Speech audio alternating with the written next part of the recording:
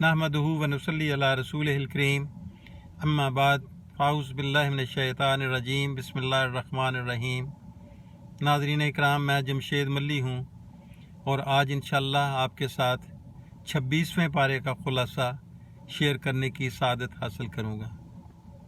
नाज़रीन, हम सब खुश नसीब हैं कि माह मुबारक में कुरान पाक को समझ कर दोहराने की कोशिश कर रहे हैं। अगर आपको ये कोशिश पसंद हो तो आप मेरे चैनल को लाइक और सब्सक्राइब करें, बेल आइकन को प्रेस करें और दोस्तों के साथ ज़्यादा से ज़्यादा शेयर करें। शुक्रिया।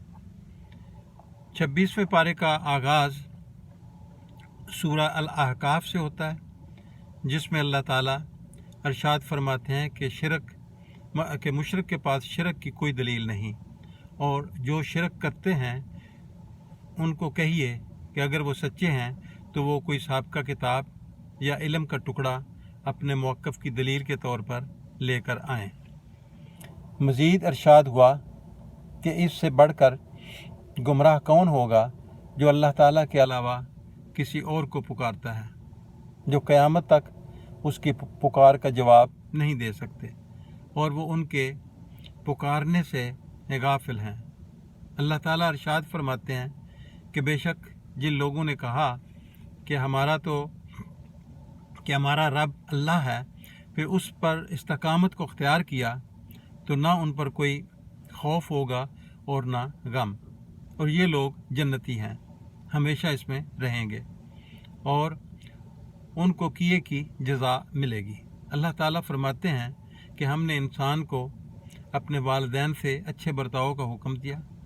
उसकी माँ ने तकलीफ़ के साथ उसको उठाए रखा और तकलीफ़ के साथ उसे जन्म दिया, और उसके हमल और उसके दूध पीने की मुद्दत 30 माह है, यहाँ तक कि जब वो अपनी जवानी की इंतहा को पहुँचा और 40 साल का हुआ तो उसने कहा, ऐ मेरे रब, मुझे तौफीक दे कि मैं तेरी इस नेमत का शुक्र अदा करूं जो तूने मुझे और मेरे वालिदैन को दी, और मुझे तौफीक दे कि मैं ऐसे नेक अमाल करूं जिन्हें तू पसंद करता है, और तू मेरी औलाद की इस्लाह कर दे।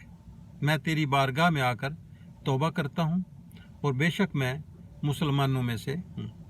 अल्लाह ताला ऐसे लोगों के बारे में कहते हैं, यही वो लोग हैं जिनके बेहतरीन अमाल को हम कबूल करते हैं।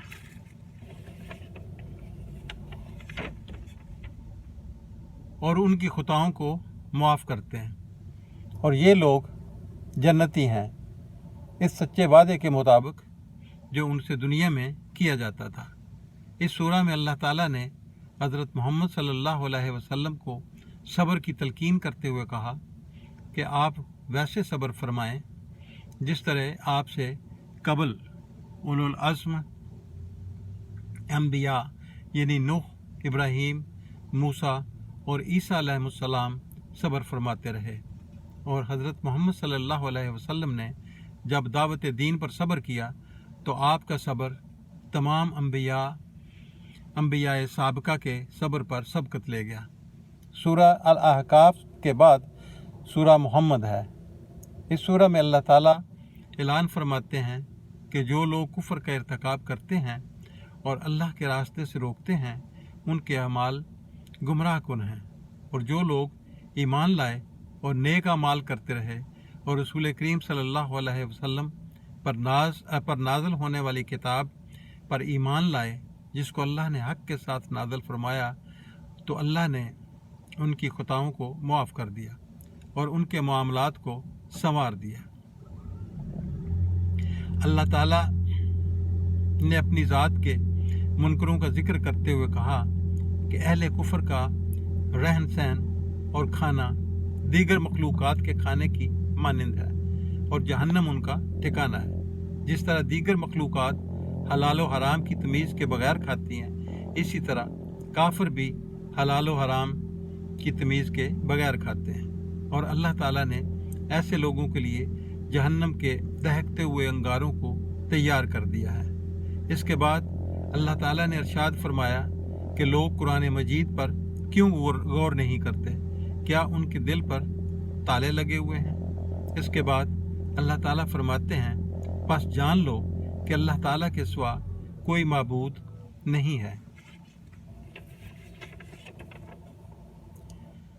اللہ تعالیٰ فرماتے ہیں کہ جن لوگوں نے کفر کیا اور اللہ کے راستے سے روکتے رہے اور ہدایت واضح ہو جانے کے باوجود رسول کریم صلی اللہ علیہ وسلم کی مخالفت کی، وہ اللہ تعالیٰ کو نقصان نہیں پہنچا سکتے اور ان کے اعمال برباد ہو چکے ہیں۔ اس کے بعد سورہ فتح ہے۔ اس میں رسول کریم صلی اللہ علیہ وسلم کو اللہ تعالیٰ نے فتح مبین کی بشارت دی۔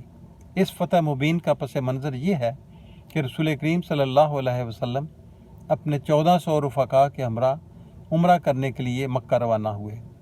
جب منزل قریب آئی تو کافروں نے نبی کریم صلی اللہ علیہ وسلم کو مکہ میں داخل ہونے سے روک دیا۔ آپ صلی اللہ علیہ وسلم نے مذاکرات کیے، جناب عثمان رضی اللہ عنہ کو روانہ فرمایا۔ جب آپ کی واپسی میں تاخیر ہوئی تو یہ افواہ پھیل گئی کہ سیدنا عثمان رضی اللہ عنہ کو شہید کر دیا گیا ہے۔ اس موقع پر رسول کریم صلی اللہ علیہ وسلم نے اپنے صحابہ سے قصاص عثمان رضی اللہ عنہ کے لیے بیعت کا تقاضا کیا تو صحابہ اکرام نے فوراً نبی رحمت کے ہاتھ پر اپنے ہاتھ کو رکھ دیا۔ اللہ تعالیٰ فداکار مومنوں سے راضی ہوئے اور اللہ نے فرمایا کہ اللہ ان مومنوں سے راضی ہے جنہوں نے درخت کے نیچے آپ کے ہاتھ پر بیعت کی۔ اس موقع پر اللہ تعالیٰ نے آپ کو فتح مبین کی بشارت دی اور ان آیات کے نزول کے بعد رسول اکرم صلی اللہ علیہ وسلم اور صحابہ کے دل خوشی سے معمور ہو گئے اور صرف 2 برس کے قلیل عرصے میں مسلمانوں کو فتح مکہ جیسی عظیم کامیابی حاصل ہو گئی۔ اس کے بعد سورہ حجرات ہے۔ اس سورہ میں اللہ تعالیٰ نے ارشاد فرمایا ہے کہ اہل ایمان کو اللہ اور اس کے رسول سے آگے نہیں بڑھنا چاہیے۔ سورہ حجرات میں اللہ تعالیٰ نے فرمایا کہ اے ایمان والو، نبی کی آواز سے اپنی آواز اونچی نہ کرو اور ان کے سامنے بلند آواز سے اس طرح بات نہ کرو جس طرح تم میں سے بعض کے سامنے اپنی آواز بلند کرتے ہو، ورنہ تمہارے اعمال برباد ہو جائیں گے اور تمہیں اس کا پتہ بھی نہیں چلے گا۔ اس سورہ میں اللہ تعالیٰ نے یہ بھی ارشاد فرمایا کہ اگر مومنوں کے 2 گروہوں کی آپس میں جنگ ہو جائے تو ان کے درمیان صلح کروا دو۔ اگر ایک گروہ سرکشی پر تلا رہے تو ایسی صورت میں باغی گروہ کے خلاف جنگ کرنی چاہیے یہاں تک کہ وہ صلح پر آمادہ ہو جائے۔ اللہ تعالیٰ یہ بھی ارشاد فرماتے ہیں کہ بے شک مومن آپس میں بھائی بھائی ہیں، ان کی صلح صفائی کروا دیا کرو۔ اس سورہ میں اللہ تعالیٰ نے تجسس کی شدید مذمت کی اور بدگمانی کو گناہ قرار دیا ہے۔ اس کے بعد سورہ قاف ہے۔ اس میں اللہ تعالیٰ نے تخلیق ارض و سماوات کا ذکر کیا ہے کہ اللہ تعالیٰ نے زمین و آسمان کو 6 دن میں بنایا تھا اور 6 دن میں بنانے کے بعد اس کو تھکاوٹ اور اکتاہٹ کا احساس تک بھی نہیں ہوا۔ اس سورہ میں اللہ تعالیٰ نے اس امر کا بھی ذکر کیا کہ جہنم میں جب جہنمی ڈال دیے جائیں گے تو جہنم کہے گی کہ میرے اندر اور لوگوں کو ڈالا جائے۔ جہنم سے بچ نکل کر جنت میں داخل ہو جانے والے خوش نصیب وہی ہوں گے جنہوں نے تقوی اور پرہیزگاری کو اختیار کیا ہوگا۔ اس سورہ میں اللہ تعالیٰ نے بہت سی قسمیں اٹھانے کے بعد کہا ہے کہ قیامت ضرور آئے گی۔ اللہ تعالیٰ نے مومنوں کا ایک اہم وصف بتلایا ہے کہ وہ راتوں کو جاگنے والے ہوتے ہیں اور سحری کے وقت استغفار کرنے والے ہوتے ہیں۔ اس سورہ میں ایک اور اہم نقطہ یہ بتایا گیا کہ انسانوں کے رزق کا فیصلہ آسمانوں پر ہوتا ہے۔ اللہ تعالیٰ سے دعا ہے کہ اللہ تعالیٰ ہمیں قرآن پڑھنے، سننے سمجھنے اور اس پر عمل کرنے کی توفیق عطا فرمائے۔ وآخر دعوانا ان الحمدللہ رب العالمین۔